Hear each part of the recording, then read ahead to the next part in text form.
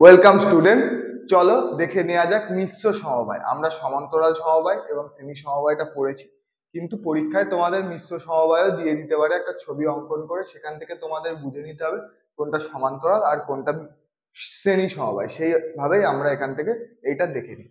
এটা শুধু ডায়াগ্রামটা আমি এখানে তোমাদের দেখিয়ে দিচ্ছি। এর সংক্রান্ত বিস্তারিত অঙ্ক ডেসক্রিপশন বক্সে লিঙ্ক আছে, সেই ভিডিওতে, মেন ভিডিওতে আছে। তো দেখো, এখান থেকে বিভব পার্থক্য গেছে, এখান থেকে তড়িৎ প্রবাহিত হচ্ছে আই তড়িৎ প্রবাহ মাত্রা, এখানে একটা আর রোধ গেছে, এটা R2 R3 R4। তাহলে ভালো করে লক্ষ্য করলে দেখতে পারবে এইটা এতটা কিন্তু সমান্তরাল সমবায় আছে। এই সমান্তরাল সমবায়ের তুল্য রোধ বেরিয়ে যে মূল রোধটা বেরোবে, সেই রোধটা কিন্তু আবার এর সাথে শ্রেণী সমবায় আছে। তো এখান থেকেই তোমাদেরকে বুঝে নিতে হবে যে কোনটা শ্রেণী সমবায় আছে, কোনটা সমান্তরাল সমবায় আছে। কিভাবে করলে সুবিধা হবে।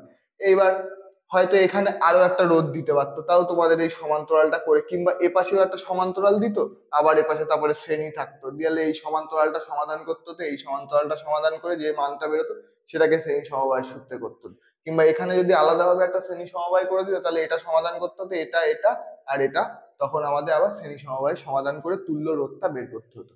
তো বিস্তারিত ভালো করে বুঝতে গেলে আমার মেন ভিডিওটা ডেসক্রিপশন এ দেওয়া আছে, ওটা চেক করে নিও। Thank you.